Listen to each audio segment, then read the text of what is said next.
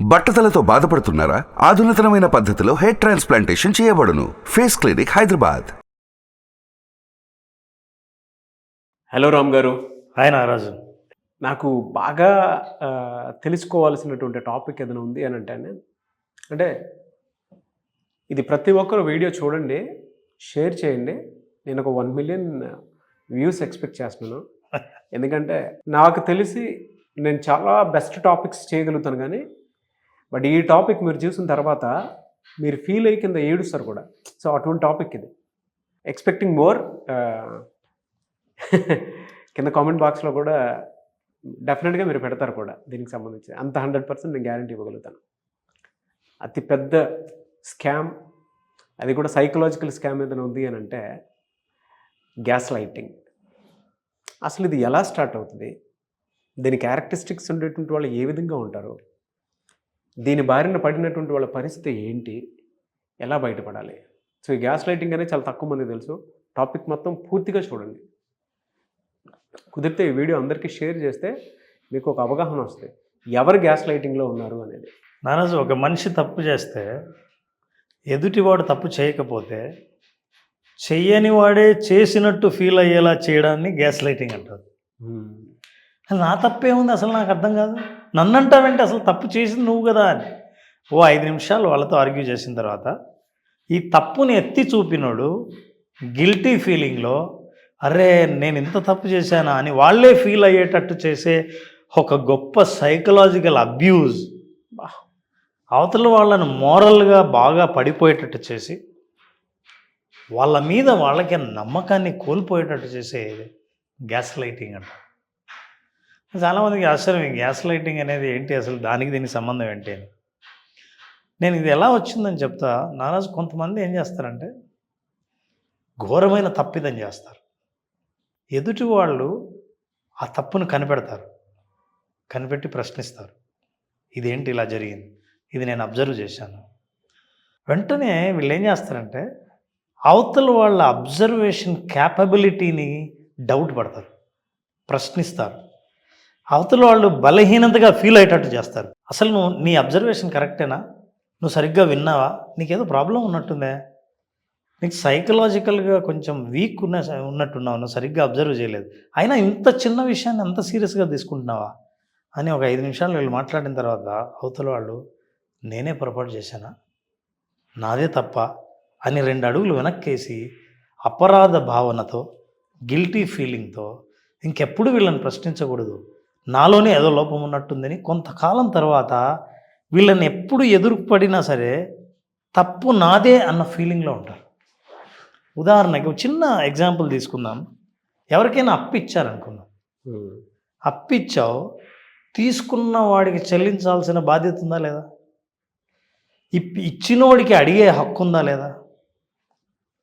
ఏమైనా డబ్బులు తీసుకున్నావే ఇవి అని అంటే అవతల వాడు ఏమంటే ఏమైనా ఇవ్వక ఇచ్చావు, మాకు ఇవ్వాలని తెలీదా, అయినా కనపడితే నీకు డబ్బులు అప్పులే గుర్తొస్తాయా, ఎక్కడికి పారిపోతావయ్యా, అయినా నువ్వు ఇచ్చిన డబ్బులతో మేడలు కడుతున్నావా, అప్పు ఇచ్చావో లేదో అసలు ఎప్పుడు ఇవ్వనట్టు నీ డబ్బు నీ మొహాన కొడతాం, కానీ ఇంకోసారి ఎప్పుడే కానీ ఇట్లా అడగద్దు. ఆ రోజంతా రాత్రి నిద్ర పట్టింది ఎవరికి తెలుసా, అప్పు తీసుకున్నోడికి కాదు, ఇచ్చినోడికి. అసలు మనిషిని నువ్వు ఇలా సైకలాజికల్ అబ్యూజ్, ఎప్పుడైతే ఎమోషనల్ అబ్యూజ్ ఎప్పుడైతే చేస్తావో తప్పు లేని వాడిది తప్పన్న ఫీలింగ్లో ఉండేటట్టు చేస్తావు. ఇలా చేయడం వల్ల యాక్చువల్గా ఈ గ్యాస్ లైటింగ్ అనే పేరు ఎందుకు వచ్చిందంటే నారాజు, 1938లో ఒక స్టేజ్ ప్లేలో ఒక భర్త ఏం చేస్తాడంటే రోజు భార్య భర్త మీద అనుమానిస్తుంటే తనది అనుమానం మాత్రమే, నిజం కాదు అని ప్రూవ్ చేయడం కోసం రోజు రాత్రి లైట్ డిమ్ని చేస్తాడు. వాళ్ళ ఆవిడ వచ్చి ఏంటి డిమ్ అయిందే అంటే నువ్వే చేసి ఉంటావు అంటాడు. నేను చేయలేదే అని. మరి నేను చేయలేదు, యాక్చువల్గా డిమ్ కాలేదు, ఏం లేదు, నీకు అట్లా డిమ్లాగా కనిపిస్తుంది అంటాడు. అరే నాకు కనిపించడమే తప్ప అని, ఎందుకో ఈ మధ్య నీకు లేనివన్నీ ఉన్నట్టు కనిపిస్తున్నాయేంటి అని అంటే తను తాను ఇప్పుడు డౌట్ పడుతుంది, నేను చూసిన వాస్తవాలు కూడా వాస్తవం కాదా అనే అనుమానంతో తన భర్తను అడగడం మానేసి భర్తను చూసిన ప్రతిసారి తనే తప్పు చేశానన్న భావన ఇప్పుడు కలుగుతుంటుంది.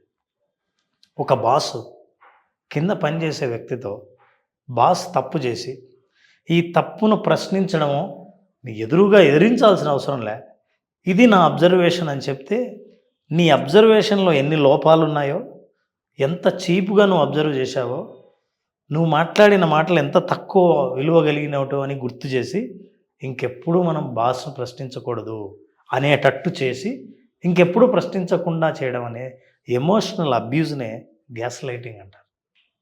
ఈ గ్యాస్ లైటింగ్ ద్వారా మనిషి ఏం చేస్తాడంటే తన మీద తనకు అనుమానం, ట్రస్ట్ లేకపోవడం, విపరీతమైన ఆందోళన గురికావడం, డిప్రెషన్లో పడిపోవడం, తన కంటికి కనిపించిన వాస్తవాలు నిజం కాదేమో అన్న ఒక పిచ్చి భ్రమలో ఉండిపోవడం చేస్తారు. యాక్చువల్లీ యువతల వాళ్ళ ఉద్దేశం కూడా అదే. నేనే సరిగా ఆలోచించట్లేదేమో, మా బాస్ చెప్పింది కరెక్టేనేమో అనిపిస్తుంది. యాక్చువల్గా స్పష్టంగా అక్కడ బాస్ తప్పు ఉంటుంది, భర్త తప్పు ఉంటుంది, నీ స్నేహితుడు తప్పు ఉంటుంది.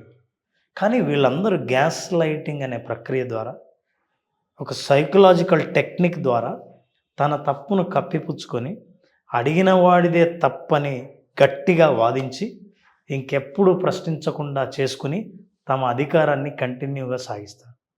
ఇలాంటి వాళ్ళు ఫ్యామిలీలో ఉంటారు, రిలేషన్షిప్లో ఉంటారు, స్నేహితుల్లో ఉంటారు, ఆఫీస్లో ఉంటారు, రాజకీయాల్లో ఉంటారు, సినిమాల్లో ఉంటారు. ఎక్కడెక్కడ సామాజిక సంబంధాలు ఉన్నాయో అన్ని చోట్ల ఈ గ్యాస్ లైటింగ్ ద్వారా అవతల వ్యక్తిని నోరెత్తకుండా చేయగలిగిన ప్రక్రియను ఉపయోగించుకొని వాళ్ళ పబ్బం గడుపుకుంటూ ఉంటారు. ఇట్లాంటి గ్యాస్ లైటింగ్ వాళ్ళు ఎవరైనా మనకు ఎదురైతే, మన అనుభవంలో ఎప్పుడైనా వీళ్ళు గ్యాస్ లైటింగ్ చేస్తున్నారు నన్ను, ఫర్ ఎగ్జాంపుల్ నువ్వు బాగా వచ్చి ఒక ప్రజెంటేషన్ ఇచ్చి ఉంటావు, నువ్వు ఏదైనా ఒక పర్ఫార్మెన్స్ చేయాలనే ప్రయత్నం చేసి ఉంటావు. అయితే అవతల వాడు పోటీదారుడి కంటే నువ్వు బాగా చేసావని తెలిసినప్పుడు వాడు వచ్చి నువ్వు 2 తప్పులు చేసావు, అనవసరంగా ఇవి చేయకుండా ఉండాల్సింది, చేయకుండా ఉంటే నీకు ఎన్ని మంచి మార్కులు వచ్చేవో, అస్సలు నేను అనుకున్నాను నువ్వు ఇవి చేయవేమో అనుకున్నాను, అయినా ఇంత తెలిసిన వాడికి ఎందుకు చేసావు తప్పులని, అన్నీ కరెక్ట్ చేసిన వాడు కూడా నేను ఇన్ని తప్పులు చేశానా అని అనిపించే భావన కలిగించి తన కాన్ఫిడెన్స్ని పోగొట్టి ఆ తర్వాత కాంపిటీషన్లో ఆ కాన్ఫిడెన్స్ లో కాన్ఫిడెన్స్తో పర్ఫామ్ చేయకుండా నాకు పోటీకి నిలబడకుండా చేసే ఒక అద్భుతమైన స్ట్రాటజీ ఇది గ్యాస్ లైటింగ్. ఇంకెలా ఉంటాయి సార్ క్యారెక్టరిస్టిక్స్? సో ఈ మనుషులు విపరీతమైన అథారిటీ కలిగిన వాళ్ళు ఉంటారు. తప్పు చేసినా ఎక్కడా నేను తప్పు చేశానన్న ఫీలింగ్ ఎక్కడ బయటపడనివ్వరు. పూర్తిగా వాళ్ళ పవర్ని ఇతరుల మీద ఉపయోగించుకొని వాళ్ళు చేస్తున్నది నిజమే అనే భ్రమ అవతల వాళ్ళకు కూడా కల్పిస్తారు. 4వది మోస్ట్ ఇంపార్టెంట్ ఏంటంటే తెలివైన ప్రశ్నను కూడా తెలివి తక్కువ ప్రశ్నగా ప్రూవ్ చేస్తారు. ఇది చేయడం వల్ల ప్రశ్నించేవాడు తన ప్రశ్న మీద తనకు అనుమానం, ఈసారి సరైన ప్రశ్న ఉన్నా సరే వెనక్కి తగ్గి ఇక ప్రశ్నించకుండా జీవితంలో ఆగిపోతాడు. అవతల వాడికి కావాల్సింది కూడా అదే. సో ఇలాంటి లక్షణాలతో అవతల వాళ్ళు వీళ్ళని తొక్కేసి నొక్కేసి డెవలప్ కాకుండా, గొంతు నొక్కేసి టాలెంట్ను తొక్కేసి బయటికి రాకుండా చేస్తారు. అయితే ఇది చాలామంది రియలైజ్ కారు. ఎందుకంటే ఈ గ్యాస్ లైటింగ్ చేసే వ్యక్తులు లేని ప్రూఫ్లు చూపిస్తూ ఉంటారు. ఫర్ ఎగ్జాంపుల్, నాకు కనపడలేదే, నీకు ఎట్లా కనిపించింది? అవును, నన్ను కలిశాడు కానీ ఈ విషయం చెప్పలేదే, నీకెందుకు అట్లా అనిపిస్తుంది? మేము నవ్వాం కానీ నీ గురించి కాదే. ఇవన్నీ చెప్పిన తర్వాత నేనే అనవసరంగా ఆలోచిస్తున్నానా అని అవతల వాళ్ళ చేత అనిపించి వాళ్ళు కొంచెం యాంగ్జైటీకి ఆందోళన గురి చేసేలా చేసి అప్పటి నుంచి వీళ్ళని చూసిన ప్రతిసారి తప్పించుకుని నేనే తిరగాలనే భావన కల్పించి. మీరు ఇలా చెప్తుంటే ప్రతి ఒక్క ఆడియన్కి మనసులో మీరు చెప్పిన క్యారెక్టరిస్టిక్స్ క్వాలిటీస్ నా చుట్టుపక్కల ఉన్న ఈడే కదా, ఈడే భలే చెప్పారే అని అనుకుంటారు. ఆడియన్కి కూడా వస్తుందండి మనసులో. లోపల మనసులో ఆ క్యారెక్టరిస్టిక్స్ ఉండేటువంటి వాళ్ళందరూ కంటి ముందు కనిపిస్తూ ఉన్నారు. కింద కామెంట్ బాక్స్లో పోస్ట్ చేస్తారు చూడండి. మీరు చెప్పేటప్పుడే ఆలోచనలు వచ్చేస్తున్నాయి వాళ్ళకి. అరే నేను ఇలా నా జీవితాన్ని నష్టపోతున్నాను, ఈ వీడియో అన్నా చూపించాలి ఎలా అయినా సరే వీడికి, ఆ పలానా వాడి వల్ల నా జీవితం ఇట్లా నాశనం అయిపోతుందని. ఎమోషనల్ అబ్యూస్కి గురైనటువంటి వాళ్ళకి మాత్రమే తెలుసు. వాళ్ళు అనుకుంటున్నారు కూడా. ఇప్పుడు మీరు మాట్లాడేటప్పుడు అది తెలుస్తుంది నాకు. సో ఈ గ్యాస్ లైటింగ్ అన్న ఆయుధాన్ని ఉపయోగించి మీ సంబంధాల్లో ఎవరైనా మిమ్మల్ని తొక్కేస్తున్నట్టు కనిపిస్తే దీని నుంచి బయటపడాలంటే అంటే మీరు ఇది ఎప్పుడైతే గుర్తించారో, number 1, believe in your gut feeling. మీకు ఆత్మవిశ్వాసం లేకపోతే, నాదే తప్పన్న ఫీలింగ్ కలిగినప్పుడు, ఇక్కడ గ్యాస్ లైటింగ్కి గురైతే వేరే చోట కూడా అదే భావనతో మీరు ప్రశ్నించడానికి భయపడవచ్చు. కాబట్టి గట్ ఫీలింగ్ నమ్మండి. రెండవది, డాక్యుమెంట్ ఎవ్రీథింగ్. క్యాప్చర్ అన్న మాటల్ని ఓ ఫోటో ద్వారానో, డాక్యుమెంట్ ద్వారానో, సాక్ష్యం ద్వారానో, మూడో వ్యక్తి ఎవరైనా ఉండడం వాళ్ళ పక్కన, నాది తప్పు లేదు, నాకు పిచ్చి లేదని తెలియడానికైనా మీకు ఏదైనా ఒక సాక్ష్యం కలిగి ఉండాలంటే మీరు ఏ ఎవిడెన్స్ లేకుండా మాట్లాడకండి. మాట్లాడితే అవతల వాళ్ళు నీది పిచ్చి అని ప్రూవ్ చేయగలరు. ఒక సాక్ష్యం ఏదైనా సరే ఆ ఎవిడెన్స్తో మాట్లాడండి. Third is that share with the people. మీరు అనుకున్నవి మీరు బాగా నమ్మిన వ్యక్తితో షేర్ చేయండి. ఆ వ్యక్తి మీది భ్రమణ వాస్తవమా అని మీరు మీ మంచి కోరుకున్న వ్యక్తి ఎవరైతే ఉంటారో వాళ్ళు మీకు చెప్తారు. ఈ 3 పద్ధతులు పాటించడం ద్వారా మొట్టమొదట యూ విల్ రియలైజ్, నేను ఆ గ్యాస్ లైటింగ్కి గురి అవుతున్నానా, డిమ్ చేసి వాళ్ళు డిమ్ చేయలేదని, నేనే చేశానని, నాకు అలా కనిపిస్తోందని చెప్తున్నారా అని మనకి ఎప్పుడైతే రియలైజ్ అయిందో అప్పుడు మీ కాన్ఫిడెన్స్ని పెంచుకోవాల్సిన అవసరం ఉంది. ఇది ఎలా గుర్తించాలి సార్ అసలు? అంటే ఎలా ఐడెంటిఫై చేయాలి? అట్లాంటి వాళ్ళని ఎలా ఐడెంటిఫై చేయాలి? సింపుల్. మీరు ఎప్పుడైనా ఏదైనా అడుగుదామని మీ వాయిస్ రైజ్ చేసిన ప్రతిసారి ఎండింగ్ ఆఫ్ ద డిస్కషన్ ఆర్గ్యుమెంట్గా మారి మీ వాయిస్ని మీరే వెనక్కి తగ్గించుకొని వెనక్కి వెళ్ళిపోయే సందర్భాలు. ఇప్పుడు ఒక వ్యక్తితో మీరు ఆర్గ్యూ చేస్తున్నప్పుడు మీరు పాయింట్ రేజ్ చేసిన మీరే మీ పాయింట్ను వెనక్కి తీసుకొని వెనక్కి మీ కాన్ఫిడెన్స్ను తగ్గించుకొని అట్లా వెనక్కి వెళ్ళిపోయే పరిస్థితులు 2 కంటే ఎక్కువ వస్తున్నాయి అని అంటే ఖచ్చితంగా మీరు గ్యాస్ లైటింగ్ గురవుతున్నారని, అవతల ఉన్నాడు తప్పు అని. ఖచ్చితంగా అంటే నిన్ను నొక్కేస్తున్నాడు అని. ఒకసారి అంటే సరే, 2 సార్లు సరే, 2 సార్ల కంటే నేను అడుగుదామనుకున్న ప్రతిసారి నేను అడగకుండా నాదే తప్పను నేను వెనక్కి వస్తుంటే. రెండవది, కంటికి కనిపించిన విషయాలు నీకు మాత్రమే కనిపించాయి, ఎవరికి కనిపించలేదని ఎప్పుడైతే అన్నారో, ఒక్కసారి అంటే పర్లేదు, నిజంగానే మన ప్రతి ఒక్కరూ ఏదో భ్రమకు గురవుతుంటాం. కానీ మీరు అవతల వాళ్ళ తప్పు ఎత్తి చూపినప్పుడే మీ కంటికి కనిపించేది వాస్తవం కాదని ప్రూవ్ చేసే ప్రయత్నం చేస్తారో అప్పుడు కూడా మీరు గ్యాస్ లైటింగ్ గురవుతున్నారని గుర్తు. అంటే సాక్ష్యము, ఆర్గ్యుమెంట్, ఈ 2 విషయాల్లో మీదే తప్పు అని ఫైనల్గా డిస్కషన్ క్లోజ్ అయిందంటే మీరు దాదాపు గ్యాస్ లైటింగ్ గురవుతున్నారు అని అర్థం. అయితే అందుకే నేను ఎందుకు 2 సార్ల కంటే ఎక్కువ అని అన్నానంటే, మొదటిసారే మీరు నిర్ణయానికి రాకుండా ఈ అనుభవం ఖచ్చితంగా నాకు ఎదురైందని కన్ఫర్మ్ కావడానికి 2 సార్లు 3 సార్లు ఒకే వ్యక్తితోనే, దట్స్ ఇంపార్టెంట్. అప్పుడు మీకు నేను ఇక్కడ బలే అవుతున్నాను అని అర్థమవుతుంది. ఇది అర్థం చేసుకున్న ప్రతిసారి నేను చెప్పాను ఇందాక, ఎవిడెన్సెస్తోను, గట్ ఫీలింగ్తోను, తర్వాత build your confidence and share with your personal friend, then you can come out of it. But identifying is the first turning point. ఇప్పుడు అవతల ఉన్నాడు గ్యాస్ లైటింగ్ చేస్తున్నాడు, ఆడికి బుద్ధి చెప్పాలి అంటే ఎట్లా సార్? అయితే బుద్ధి చెప్పడం అంటే ఎవిడెన్స్ అంతే. నీకు ఎవిడెన్స్ లేకపోతేనే కదా. ఇంతకుముందు నేను చూసినప్పుడు లేదే, ఇప్పుడు అంటున్నావు, అప్పుడు కూడా లేదు, ఇప్పుడు నీకు ఎట్లా కనిపిస్తుందో తెలియదు అని అంటారు. నీకు ఎవిడెన్స్ లేదుగా. Evidence you can create are evidence of a person. ఎవరైనా వ్యక్తి ముందర ఉండగా, ఫర్ ఎగ్జాంపుల్ నేను నీతో ఒకటి ఆర్గ్యూ చేద్దాం అనుకున్నాను, ఒక్కడివి చేయకు, నీకు బాగా తెలిసిన వ్యక్తి పక్కన ఉండగా చేయి, అప్పుడు ఆ వ్యక్తి సాక్షి. ఒక్కడివి చేస్తే ఓడిపోయి వెనక్కి వస్తావు ప్రతిసారి. సో నా రోజు ఏదైనా ఒకే వ్యక్తితో మీరు రెగ్యులర్గా ఇంటరాక్ట్ అవుతుంటే, మీరు 3 సార్లు ఏదైనా వాళ్ళ తప్పుని ఎత్తి చూపాల్సిన పరిస్థితి వస్తే 3 సార్లు మీదే తప్పు అని మీరు వెనక్కి తగ్గుతున్నారంటే అది మొట్టమొదటి సిగ్నల్ మీరు గ్యాస్ లైటింగ్ గురవుతున్నారు. రెండవది, మీరు దీని నుంచి బయటపడాలంటే ఎప్పుడైనా సరే ప్రూఫ్ చూపించిన తర్వాత, ఎవిడెన్స్ క్రియేట్ చేసి చూపించిన తర్వాత అవతల వ్యక్తి ఆ ప్రూఫ్ను వ్యతిరేకిస్తే ఇన్నాళ్ళు మీరు గ్యాస్ లైటింగ్కి గురైనట్టే గుర్తు. సో తెలిసిన వ్యక్తి పక్కన ఉంచుకొని కొంతకాలం పాటు అబ్జర్వ్ చేసి మీరు బెనిఫిట్ ఆఫ్ డౌట్ ఇవ్వాలి. ఎందుకంటే మీకు బాగా తెలిసిన దగ్గర వ్యక్తులు, మీ బాస్లు లేదా మీ స్నేహితులు, చాలా కాలంగా మీతో పాటు ఉన్నవాళ్ళు, రిలేషన్షిప్లో ఉన్నవాళ్ళు ఒక్కసారిగా మీరు ఇది గ్యాస్ లైటింగ్ అనుకుని భ్రమపడి మళ్ళీ మీరు పొరపాటు చేశారనుకోండి, మీ రిలేషన్షిప్ బ్రేక్ అయితే మళ్ళీ రాదు. సో మళ్ళీ ట్రై చేయాలంటే నెల రోజుల లోపల ప్రతిరోజు కలిసే వ్యక్తితో 3 సార్లు కంటే ఎక్కువ ఈ అనుభవానికి గురైతే మీరు గ్యాస్ లైటింగ్ గురవుతున్నారు. మీరు సాక్ష్యం సృష్టించినా సరే ఆ సాక్ష్యం కూడా తప్పని అవతల వాళ్ళు వాదిస్తుంటే ఇలాంటివి మీకు 3 నెలల పాటు మీరు అబ్జర్వ్ చేస్తే, ఏ రిలేషన్షిప్ అయినా 3 నెలలు పెద్ద టైం ఏం కాదు. 3 నెలల పాటు ఇది అబ్జర్వ్ చేస్తే, అంటే ఓపెన్ మైండ్తో అబ్జర్వ్ చేయాలి. అంటే అనుమానంతో అబ్జర్వ్ చేస్తే అన్నీ మనకు కావాల్సిన సాక్ష్యాలే కనిపిస్తాయి. ఓపెన్ మైండ్తో అబ్జర్వ్ చేసినప్పుడు అప్పుడు ఇది గ్యాస్ లైటింగ్ అని గుర్తుపట్టినప్పుడు మీ అప్రోచ్ మారిపోతుంది. ఎప్పుడైతే అప్రోచ్ మారుతుందో రిజల్ట్స్ మారిపోతాయి. ఎస్, వెరీ డీటెయిలింగ్ నాలెడ్జ్ అండి. చాలా డీప్గా ఆలోచిస్తే తప్ప అంత మంచి నాలెడ్జ్ ఇన్ఫర్మేషన్ రాదు. నో వర్డ్స్ రామ్ గారు, thank you so much. Thank you నాన్న, థ్యాంక్ యూ సో మచ్. అయితే చాలామంది, నేను కొత్తది ఒకటి ఇంట్రడ్యూస్ చేద్దాం అనుకుంటున్నాను.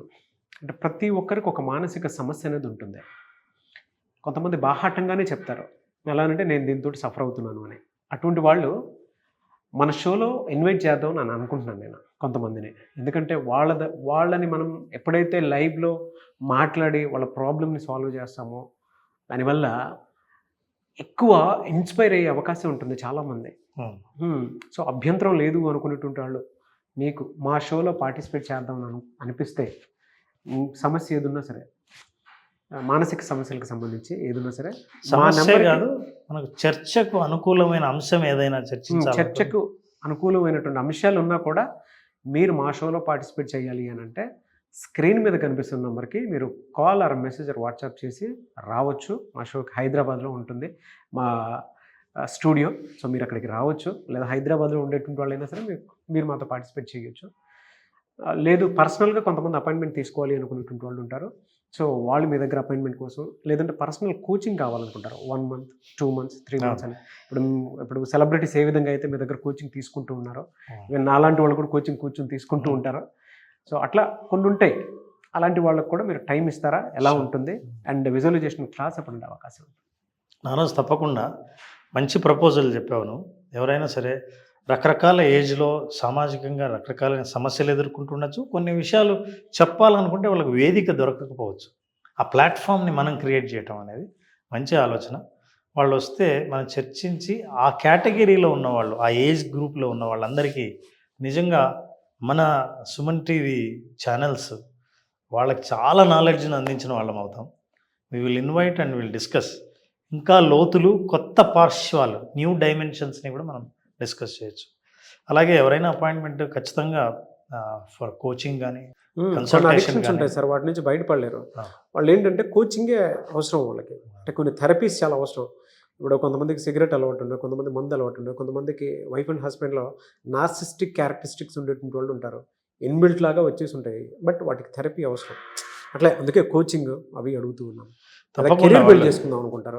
ఇప్పుడు నేనే ఉన్నాను, పర్సనల్గా కెరీర్ బిల్డ్ చేసుకుందామని మీ దగ్గర చాలా సలహాలు సూచనలు తీసుకుంటూ ఉంటాను. It's a coaching, part of coaching. అవును, అట్లా సెలబ్రిటీస్ కూడా తీసుకుంటున్నారు కాబట్టి తప్పకుండా వి ఇన్వైట్ దెమ్. ఎవరైనా అట్లా లైఫ్లోనే ముందుకు వెళ్ళాలన్న ఆలోచనలు రావడమే ఆలస్యం, మార్గాలు ఎన్నో కనిపిస్తాయి. సో అట్లా కలిసిన వాళ్ళకు పర్సనల్ కోచింగ్, కన్సల్టేషన్ కూడా ఉంటుంది. తర్వాత visualisation, basic visualisation session April 22వ తారీఖున బేసిక్ 5 days సెషన్ స్టార్ట్ చేస్తున్నాం.